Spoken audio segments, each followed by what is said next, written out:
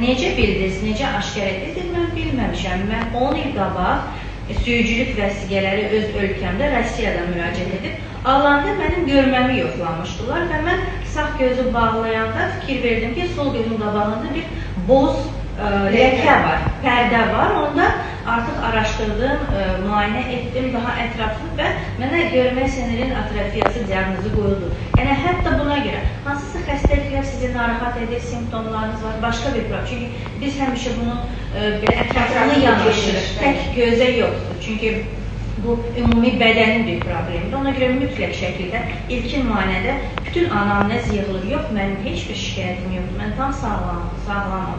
Mədə bağırsaq, heç bir problem yoxdur. Baş, beyin, MRT eləyir, hər şey qaydasında. Yəni, belə də hallar olur. Yəni, naməlum səbəblərə görə.